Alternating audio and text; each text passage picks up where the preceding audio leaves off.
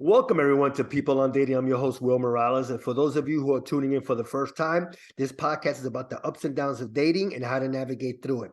Today, my guest is Eric Wooten. Did I pronounce your last name right, Eric? Yep, you got it. All right. Eric is a dynamic speaker, author, and relationship expert. He uses his 15 years of experience as a pastor and licensed professional counselor to help singles develop healthy dating relationships and couples build strong, thriving marriages. Eric combines his transformative yet easy to digest frameworks and quick wit to help couples of all ages and backgrounds enjoy the journey towards fulfilling relationships that go the distance. Eric, thank you so much for being on People on Dating. How are you, sir? I am doing good. Glad to be here. Well, listen, it's my pleasure. So, Eric, tell us how you got here. What was your journey like? How did Eric get to today? What was that journey like? Reluctantly is probably the best answer. This wasn't the plan. So my dad was an Army guy, so kind of lived all over as an Army brat, and met my wife in college, got married, and didn't really have any plans for this kind of stuff. But somewhere along the line, kind of just started developing a passion for couples and working with couples, and we kind of had always been in different small group communities with couples and helping couples out. And next thing you know, 15-20 years later, I've got a counseling degree. I'm a licensed counselor, and I'm spending every day helping couples. So yeah, it was just I think I just reluctantly drifted into this. It's amazing sometimes, like I've interviewed other coaches and therapists and all that. And it seems like the majority, or at least maybe less than half, went through the same journey. They didn't want to really go into couples or any type of counseling. And they fell through it, or fell into it, I should say, because maybe that was it. Maybe maybe you didn't know you had it, but look what happened now. You've been doing this, what, 15, 20 years now, and you're helping people of all ages, which is, at the end of the day, that's what counts. You're helping other people. Yeah. No, it's obviously fulfilling work, frustrating and draining work at times, but overall, I wouldn't be doing anything else. No, well, like I said, I'm glad you're here. So today's topic is a good one: 7 dating red flags. And I'm going to start with my story. I tended not to look at red flags, Eric. I kind of maybe overlooked them because maybe the outside of her was more appealing than the red flags, which should have been the other way around. But right. Do you notice that more and more people go through that maybe they're not, they're just ignoring the red flags because whether it's A, loneliness, or B, they're looking to get laid, for lack of a better word, or something.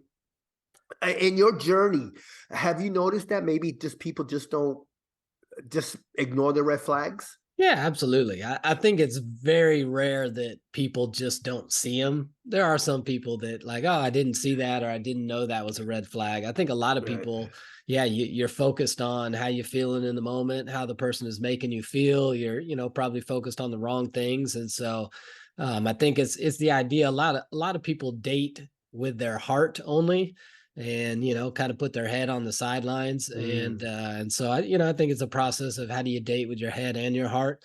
You don't want it to be so mechanical that emotions and feelings and that stuff is not important. I think it is, but I think we've gotten to a place where that is the only thing that is pressed forward as important. How do you feel? What kind of chemistry do you have? All that kind of stuff. And so it's like, well, then I call it exception theology. Then we think we're the exception to whatever rule may be out there, and go, yeah, I see that flag and that flag, but we got enough love to get through it. And I'm like, maybe you don't. So yeah, I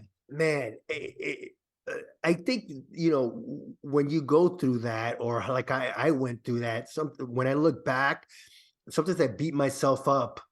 And because I saw that, I did see it, and I just ignored it, and but it taught me a valuable lesson, Eric, was to be more aware of my feelings, to be more aware of what that person is telling me, and not just listen, but hear it. In other words, let it sink in, and then from there I could make my decisions. I didn't do it that way. I just, Yeah. I didn't think with my I should have thought with my head too. I didn't. It was more heart and everything. Um so in your coaching, when you go through, people telling you, about these red flags and all that, is this something that for you it might be easier because you've been doing this for a long time, but again, going back to what I said earlier, are we just, again, we're ignoring it, we're just going with our heart? How does our head come into play then? Let me do it that way. Let's talk about Yeah. the Yeah. our Yeah. mind. Yeah. Yeah, sorry. Well, I I think went on let me give you a quick principle that every person dating should fully understand.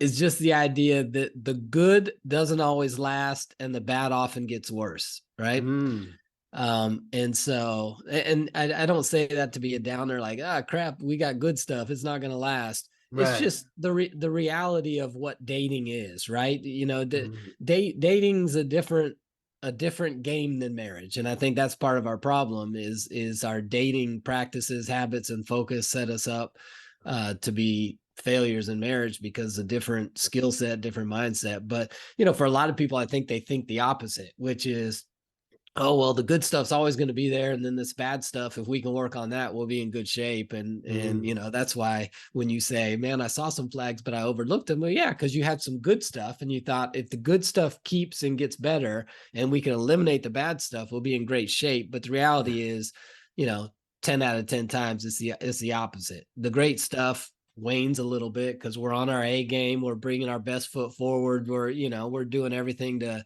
kind of sell ourselves, and you right. can't keep that up forever. And then the other stuff is going to get magnified. I mean, all our little issues will get magnified in marriage because there's so much more complication.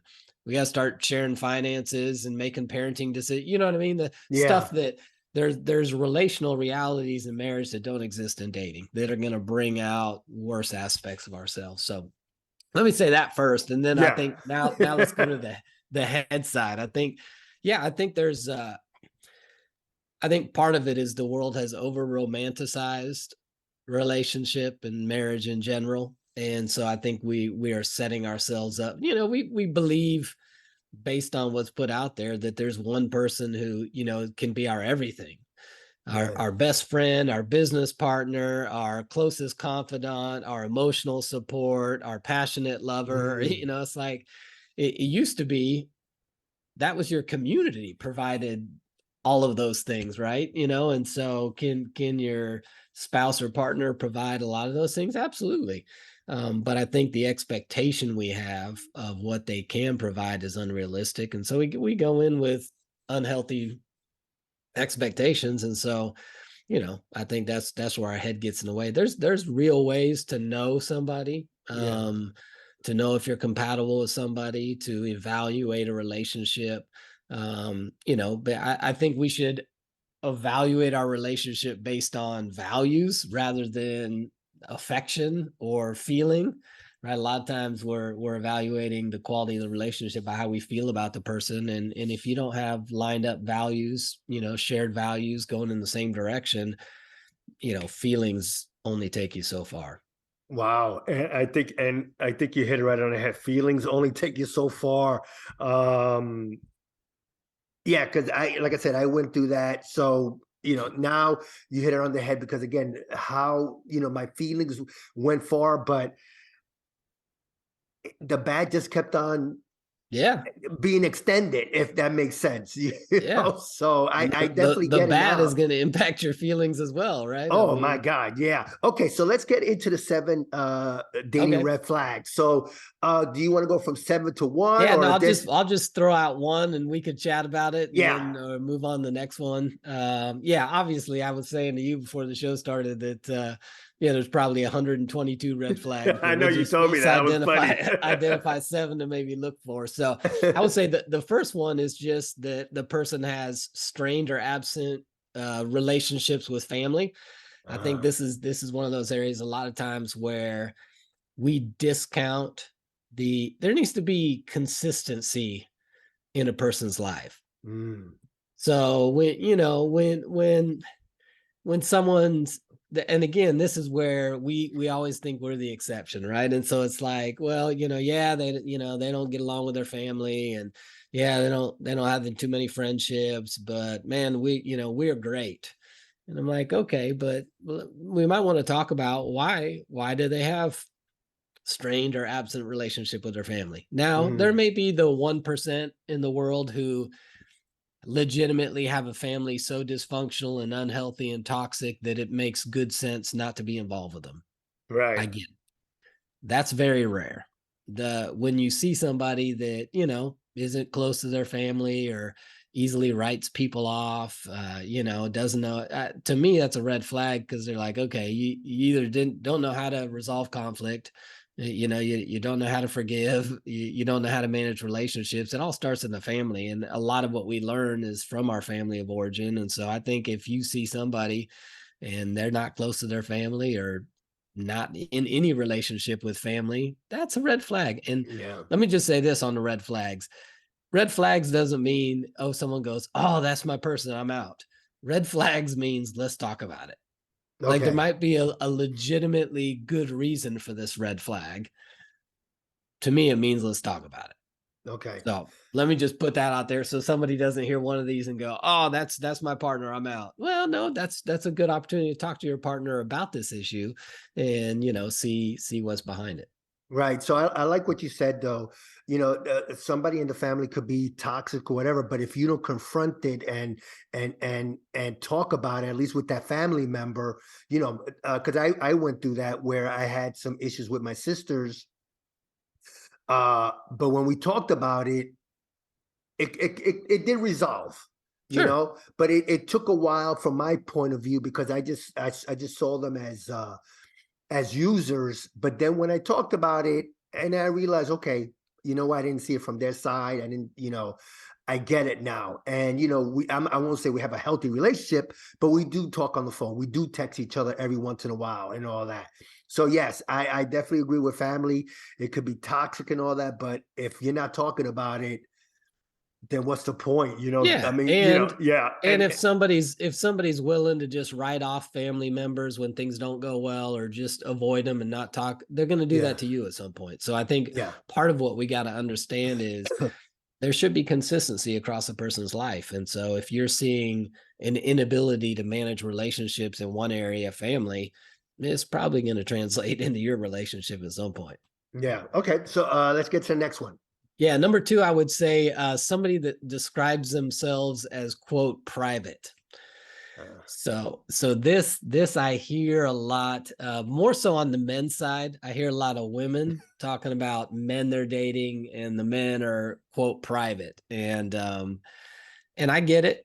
And there may be, again, this is why I say red flag. There may be a valid reason, but even a valid reason is not healthy for a relationship long term. So for me, if somebody's private, that either means, when someone who claims to be private, that either means they're shady and they got other stuff going on they don't want you to know about. So I'm mm, private.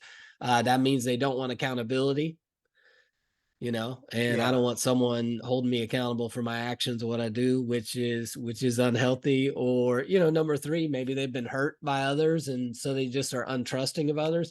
That's why I say that that's a valid fear, but it's still an unhealthy behavior. So the first two, shady and don't want accountability, are just flat unhealthy. You don't want to be with somebody like that. The Right. third one, it makes sense. They've been hurt a lot. They don't trust people. People have used them. People have stabbed them in the back. But I still want them to deal with that, because that's going to affect your relationship, right? They're going to have a Yeah. hard time trusting you. They're going to be hypersensitive to any time they feel like you don't respect them or let them down or that kind of stuff. So that one's more valid for being private, but we need some healing around there, or you're bringing that stuff with you in the relationship. And so I'm tired of people who are like, well, yeah, my partner, my spouse, they're kind of private. They don't really want anybody in our business. And I'm like, that's dangerous, because that means you're going to be isolated. That means they're never going to have anybody outside of you to hold them Mm, accountable. And if they don't want to listen to you, you've got nobody else to call them into account with. And I'm a big believer for married couples that community is huge, yeah. that we need other couples around us who can provide accountability, support. help us out, that kind of stuff. And so when I hear private person, I hear red flag. Okay.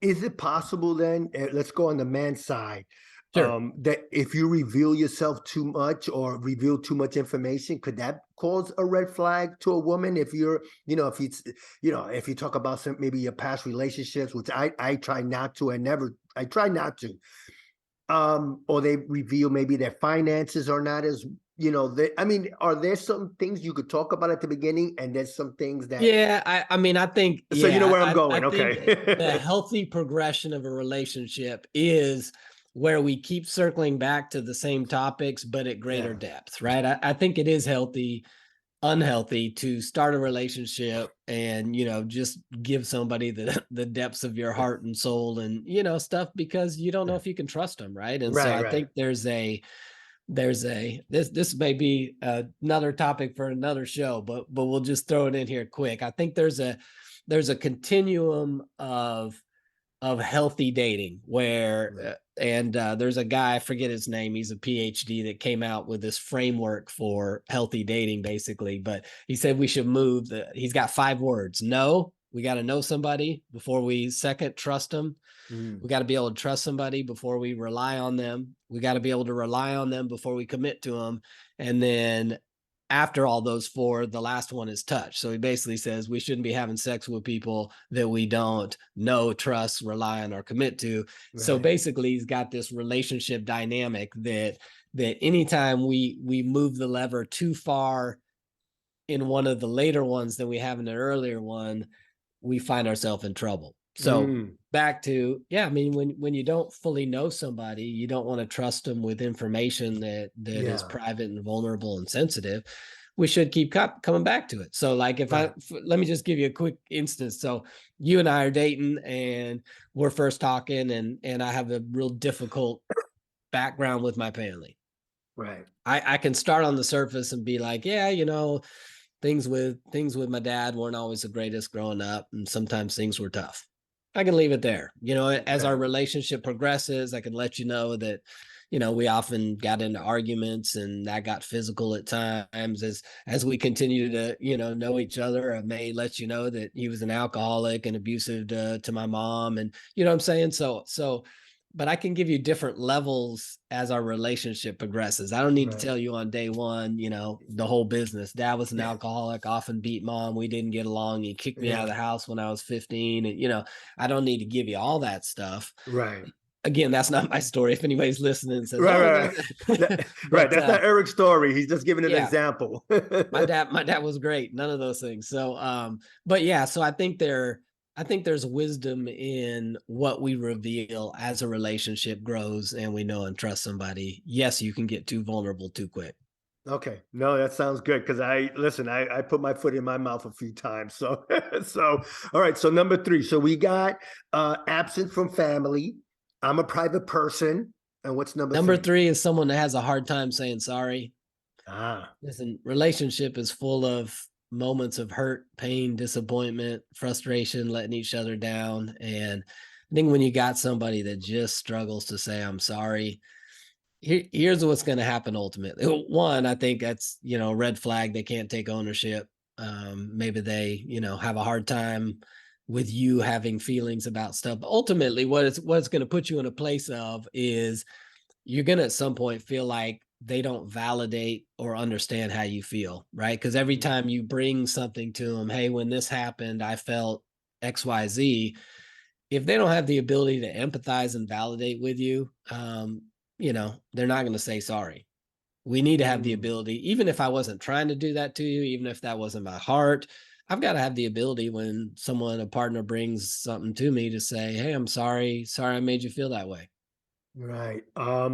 Is it possible then that we might be dealing with a narcissist then, that Yeah, I mean, that it yeah. is possible. I think there's a number of, yeah, so certainly narcissists are, not wrong and gaslight and everything's your fault. I think there's a group of other people who just they don't like the feeling. They're people pleasers. They don't like Yeah. the feeling of letting Mhm. somebody down. And so when the person comes and tells them how they hurt them or let them down, that makes them feel bad. And so they want to explain why that was not what they were trying to do. Like, basically, hey, no, I wasn't trying to make you feel that way, but even when you justify or try to explain what you're doing, it invalidates the other person, because it's almost like you don't get to feel that way because that's not what I was trying to do. Right. And we need the ability to just say sorry. I'm sorry. I'm sorry you feel that way. And we can validate someone when we don't agree with them. I Yeah. can say, hey, William, I'm sorry you felt that way. And that makes sense to me based on how you felt our conversation went. I may not have thought our conversation went that way. I may not have thought that what you just said, I actually said. I may disagree with the facts with you, but I can still validate you. Hey, Right. based on how you perceive that went down, I can see why you're hurt. Sorry about that. Right. I just think that sorry is fundamental to relationship. Relationship experts would say that they call it a repair attempt. They would say that it's not the amount of conflict a couple has, but their ability to repair after conflict that's most important for successful relationships. And so sorry is a repair attempt. I'm sorry. Right. Okay, that's simple enough. Number four. Yeah, I would say, and this one we can talk about a little bit because at the outset it may sound funny, but just someone who has no friends who are married or in long-term healthy relationships, I think is because I believe in community.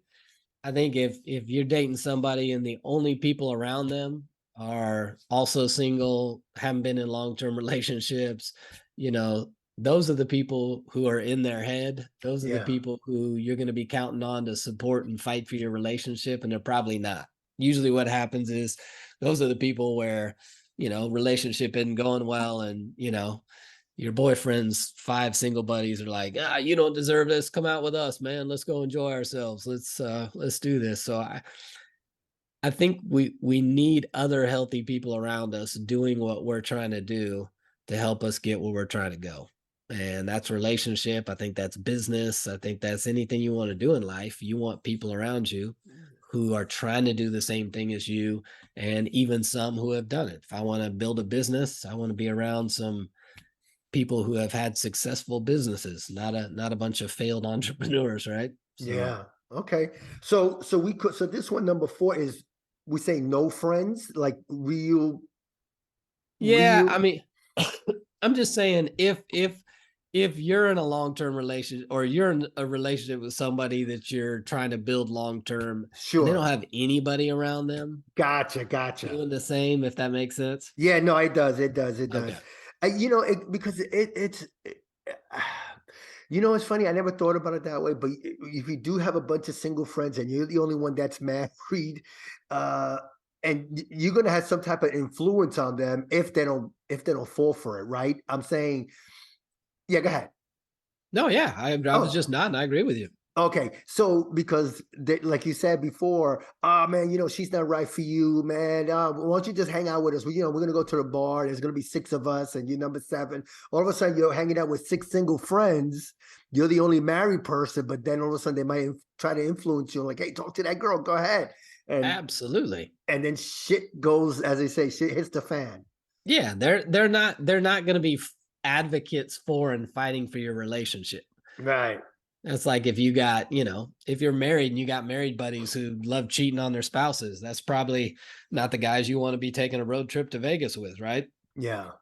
They're just not going to help you get there. So it just says something, if and I get the reason I said this is a little nuanced is because obviously if you're a 25-year-old single listening to this, you may have most of your friends are also 25, 26-year-old singles, right? There's Yeah. seasons of life. Sure. But hopefully some of them are in or have had a long-term relationship or trying to pursue it. Again, it goes to the idea of whatever you're trying to do and wherever you're trying to go, you need to surround yourself with people who have similar mindsets or try to do the same thing. Otherwise, you're just not, yeah, they're not going to Mm, be the ones that are like, hey, I know the relationship's tough, but dig back in there and have another talk, or maybe go get some counseling, or that, they're not going to yeah. support your relationship. They're going to support their singlehood. So Yeah. Okay. No, that definitely makes sense. Number five. yeah, number 5 is they treat people poorly who can't do anything for them. Ah. And this goes back to me, this idea of, I think it's been called the trilogy of consistency. You know, how is somebody in their relationship? One aspect is with you. Mm, Another aspect is with family and friends, like we talked about earlier. And another aspect is others. There should be some consistency in how your partner treats you, family and friends, and then people who can't do anything for them. right. And we again in our heads will see ourselves as the exception, like, oh, they don't have good relationship with their family, and yeah, they're rude to the Taco Bell drive-through guy or the waiter, but man, they treat me like a king or queen. It's amazing. I'm like, okay, there will be a season where they're not feeling you like they're feeling you now. And Right. what I want to know is, how do they treat their friends? How do they treat the person who can't do anything for them? Because there may be a season in our relationship where I am a friend and I'm not doing a whole lot for you. So I want to know what that looks like in their life with consistency. That, yeah, how do they treat the people who can't do anything for them? That will speak volumes to how they decide to treat you when you're not maybe providing the thing they think they need from you. Okay. Wow, that's a tough one. And it's funny because somebody had told me one time they were going out with this guy, and this is a friend of mine. She told me that he was so rude to some of the waiters and to some of the staff that just lit a bunch of red flags to her about him. And it's funny, I never thought about it that way. They can't do anything for you. They're serving food or whatever, but in life, you're not going to see them maybe again. All of a sudden, now you're treating them like shit. And I try to treat everybody the same way, talk to Sure. everybody the same way, because they're working, they're doing whatever they can to make a living and all that. And if you're gonna treat them like below you, you know better than anyone. You know what I mean? Sure. It's called integrity. There's Yeah, there's a wholeness about you that you treat, because again, even with friends, it's like if you're dating somebody, and I want to know, when a friend calls and they're in need, do they, you know, pick up yeah, everything and go help a friend? When a friend calls or texts, do they respond quickly or not? Because again, part of relationship is friendship. And so yeah. I'm a friend. And again, in the beginning, they're going to do anything and everything because they're trying to win you over. That's the dating process. But when we're friends in our relationship, they're Yeah. going to treat me like a friend. Gotcha. Okay, that's definitely a good one. Number six. Yeah, number six, I'm going to say, is most of their friends are of the opposite sex. Ah, You hear the person that says, the girl that says, I just get along better with guys, or the guy that says, I just always had a lot of good girlfriends. And um, I've talked to a lot of people, and a lot of them have a lot of great reasons as to why that is. I still think it's a potential red flag. you know what?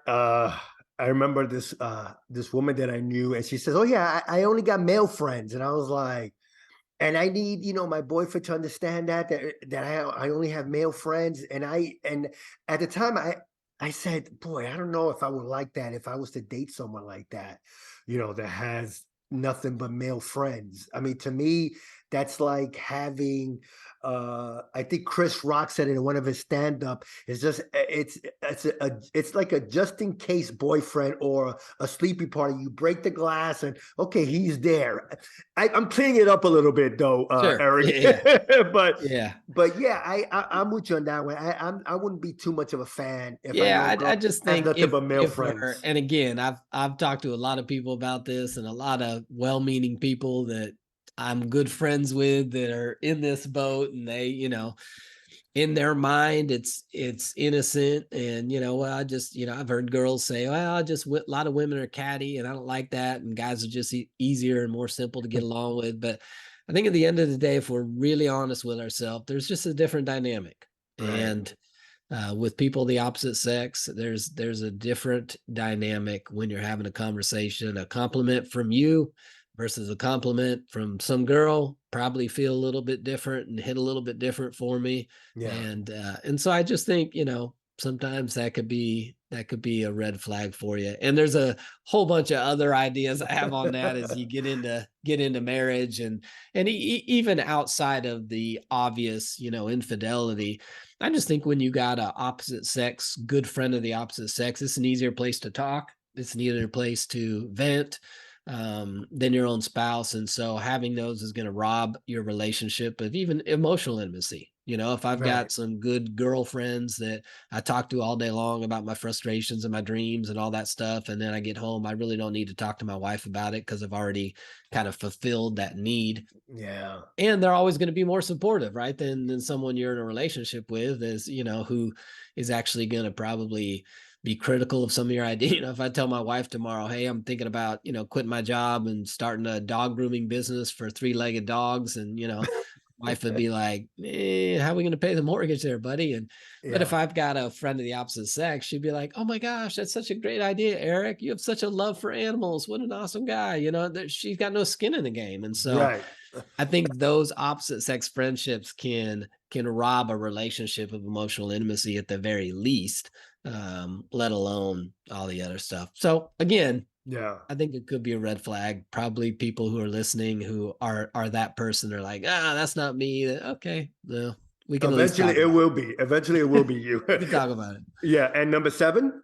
Number 7 is debt, and so I say debt to say this. Not all debt's the same, right? So who's got a you know mortgage on a house, or they had to have a A good debt. reasonable. There's some good debt. Yeah, and even like, you know, a car note, you know, within reason, you got to have a car to get to your job. You know, do you need a $700 car payment, or can you do a $200 car payment to get yourself there? But the reason I say debt is just, again, that doesn't mean anybody with debt's a red flag and you get rid of them. It means we need to talk about it. That Yeah. debt is often a good indicator of what somebody values and their ability or inability to delay gratification, right? And Mm. so if you've got a whole bunch of debt, I think we need to talk about that. Is it, you know, did you lose your job for 6 months and you're trying to get your way out? Okay, that's a different conversation. But Right. if you got $800 car payments and you got money on credit cards and you still spend and live like you want to, and then, you know, we probably have some priority values issues going on. We probably have some inability to delay gratification going on in the relationship, and we need to talk about that. So I think debt is a great revelation of somebody's, you know, priorities and whether or not they can delay gratification and save for stuff and put stuff off. And so Yeah. yeah, I think a lot of debt would be a red flag for me that I want to talk about. No, I know that's fair. I listen, I think if like we talked about just a few seconds ago, if it's good debt, like you said, you need a car to travel to your job, or you know, you got a mortgage, or you know, as they say, sometimes bad things happen to good people. You lose your job, you have a medical issue. But if it's Sure. just a spending spree, you know, you want to buy the latest gadgets, and all of a sudden, you know, you're 30,000 in debt. Yeah, I'm definitely with you on that. But anyway, first of all, Eric, I wanted to thank you so much for being on People on Dating. I really, really appreciate it. Talk more about your coaching program. Yeah, so I have an organization called Altered Marriage, and that's the website, alteredmarriage.com. And so we do a number of things. I do counseling, do premarital counseling, do dating classes, marriage classes. I have a online marriage community as well, and do some retreats and things like that. So basically anything that I can do to help singles prepare for and have healthy relationship, married couples build strong marriages, I'm in it. All right, sounds good. And you have an ebook. Talk about that. Yeah, so I've got a few different resources just on the I've just got a quick little free guide to intimacy on my website, which is a great download for people to talk about how just to run through emotional, physical, recreational, and spiritual intimacy if they want to increase that and grow in that. But yeah, if anybody wants free resources, altermarriage.com/gift. I've got a dater's manifesto on there for those dating. And then I've also got a relationship rhythm kind of little ebook that helps couples really establish a relationship rhythm that works for them. Yeah. Experts say that it takes couples 8 to 10 years to find their relationship rhythm, and that's a problem for me because you have the 7 year itch where most couples are bowing out before they Yeah. get there. Yeah. And so I'm like, it doesn't need to take that long. We just need to establish, what is important for our relationship, what is causing disconnection, and how do we set up a pretty intentional rhythm of making sure we're doing the good and we're eliminating the bad. And it's pretty easy math. We do enough of that, and we're gonna have a pretty good relationship. Oh, sounds good. And if somebody want to get in contact with you, what's that website again? Yeah, alteredmarriage.com, and it's spelled ALTARED, marriage.com. No, it sounds good. Well, Eric, again, thank you so much for taking time out of your busy schedule to talk to us. I really appreciate it. You bet. Glad to be here. Yep. Thank you. Well, everyone, that was Eric Wooten, and you can find him at alteredmarriage.com. That's alteredmarriage.com. Eric, thank you so much for being on People on Dating. Much appreciated. You can find me on peopleondating.com. That's peopleondating.com. Check out our past shows and check out our blog. Also, when you get a chance, please go to our YouTube channel, People on Dating. Please subscribe, leave a review, share it, like it, whatever you can. Please, please. Also, you can find me on Google Podcasts, Spotify, and Apple Podcasts. Anyway, guys, on behalf of People on Dating, I'm Will Morales. Until next time, thanks, everybody. Have a great day. And remember, it's just a conversation, no judgment. Bye.